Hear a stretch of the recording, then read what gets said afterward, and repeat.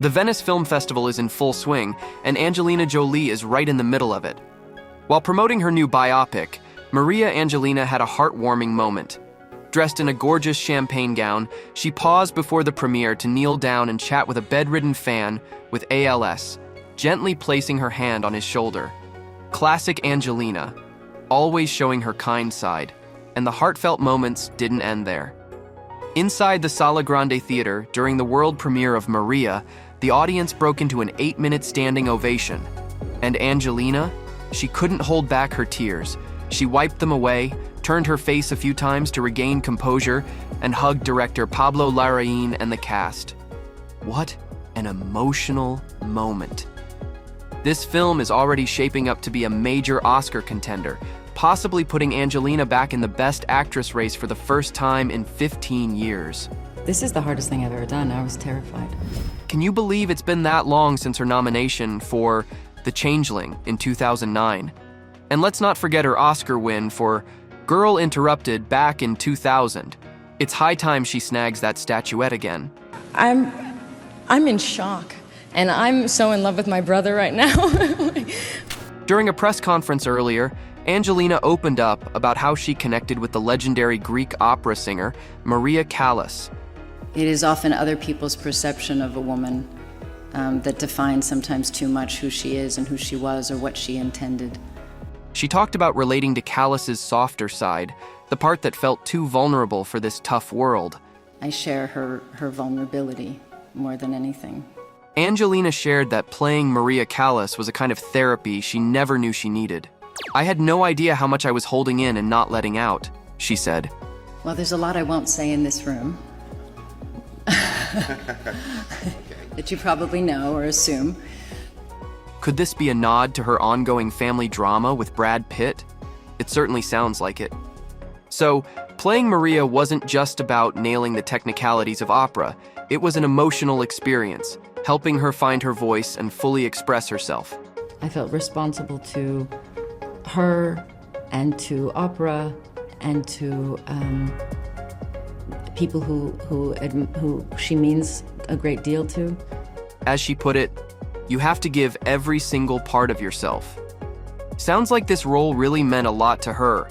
Well, everybody here knows I was terribly nervous. I spent almost 7 months training because when you work with Pablo, you can't do anything by half. Could this be Angelina's next big Oscar moment? Whatever happens, she's already made a powerful impact at Venice. But try as she could, Jolie couldn't avoid the drama.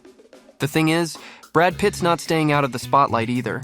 He's showcasing Wolves, an action thriller directed by John Watts. Yep, the guy behind Spider-Man: No Way Home. Pitt's teaming up with George Clooney again, playing a pair of lone wolf fixers on the same job.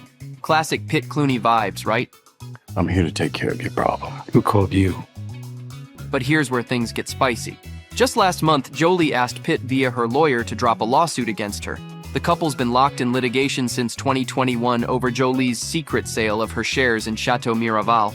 You know about love, about, I would say, trust. Trust in the person you love, trust in your intuition. Jolie's camp says she wants Pitt to withdraw the suit so they can finally move on. But if he doesn't, she's ready to fight back with evidence to prove him wrong. The winery battle's just the tip of the iceberg, though. Jolie's also got ongoing abuse allegations against Pitt, stemming from an incident on a private flight in 2016. Things are far from settled between these two.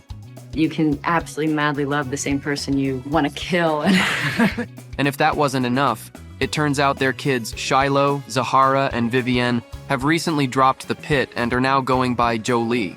As for Brad's relationship with the kids these days, it's a tangled web. He has virtually no contact with his adult children, but still sees the younger ones. It's a complicated situation all around. Turn my own kids against me. But fear not. Venice isn't the ground zero for a Jolie-Pitt showdown. Festival organizers have made sure these two won't be crossing paths. I'm just asking you for a little bit of help. Just get me a little bit closer. Angelina made a grand appearance on Thursday, August 29th, and she was heading straight to Telluride with Pablo Larraín right after. And Brad's premiere is on Saturday. Breathe out. No surprise run-ins to worry about. I just have to schedule things properly and make sure I don't get overwhelmed. Despite earlier rumors about them staying at the same hotel, the organizers are keeping things smooth, ensuring these two Hollywood icons steer clear of each other. So, while the drama is real, it won't be playing out on the Venice red carpet, unless, of course, something goes awry. And then, well, we will end up with a front row seat to the showdown of the century. Do you want to hurt me? Hurt me. I don't hurt. Just do it. Hurt me. But hey, this wouldn't be the first time the Venice Film Festival has seen some controversy. Remember the drama from the 2023 Biennale? That year, the festival was packed with big-name premieres, but not all of them were welcomed with open arms. Roman Polanski's The Palace, Luc Besson's Dogman, and Woody Allen's Coup de Chance were three films that stirred up quite the debate.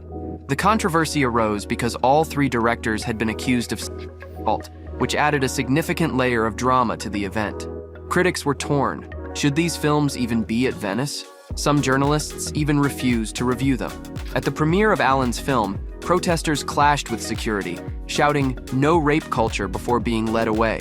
It was a chaotic scene, adding to the already heated atmosphere. The cases surrounding these directors are different, but the similarities made them a hot topic in Venice. Polanski fled the US in 1978 after being charged with a 13-year-old girl and has since faced multiple accusations.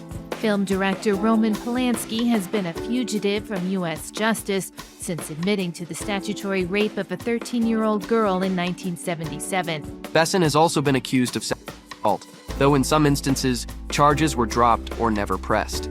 So I'm not very disappointed by that. Allen was alleged to have abused his adopted daughter Dylan Farrow in 1992, a claim that was investigated but didn't lead to criminal charges. I was sexually assaulted. As a 7-year-old, I would have said he touched my private parts. Okay. Which I did say. All right. The inclusion of these films sparked a broader discussion about how European attitudes towards these scandals differ from those in the US. Until recently, all three directors were celebrated in Hollywood, with Polanski even winning an Oscar for The Pianist in 2003. But times have changed, especially after the Me Too movement gained traction in 2017. Festival director Alberto Barbera defended the decision to include these films. Speaking of Polanski, he mentioned, "The history of art is full of artists who were criminals, and we nonetheless continue to admire their work." It's really a sort of wide open window over the world. He noted that Allen had been completely absolved and argued that ongoing hostility towards him was absolutely incomprehensible. Sure, if by admire he means debate endlessly and have awkward conversations at dinner parties, then we're all on the same page. Barbera wasn't the only one with strong opinions. When Allen arrived at the Lido for his premiere, he was met with a standing ovation from much of the European press. It seems some folks believe that a round of applause can sweep everything under the rug, if only it were that easy. And I've had over my lifetime much undeserved praise and enormous amount of attention and respect. Oh, and if the controversy wasn't enough, 2023 also saw Hollywood strikes cast a shadow over the festival. With actors and writers on strike, many big names were absent, making it a very different Venice Film Festival than usual. But the debates and drama, those were very much still there. Solidarity with the writers and the actors, and their fight is the fight for all filmmakers, and it's against greed and profit. As for what's stirring the pot this year, Alberto Barbera, the festival's director, isn't expecting any shockers like in past years. According to Barbera, this year's films are diving into heavy topics like the wars in Ukraine and Gaza. He's hoping these films will spark thoughtful discussions rather than controversy. Cinema is not there to give us simple response to difficult problems. But it's a fantastic tool to better understand a complicated situation. So, while there might be some intense conversations, don't hold your breath for any scandalous headlines. Looks like the drama will be on screen and not in the headlines this time around. So, what are your thoughts on this year's Biennale? Are you excited to see how these films tackle global issues? Or do you think we might still be in for some unexpected twists? Let's hear your predictions.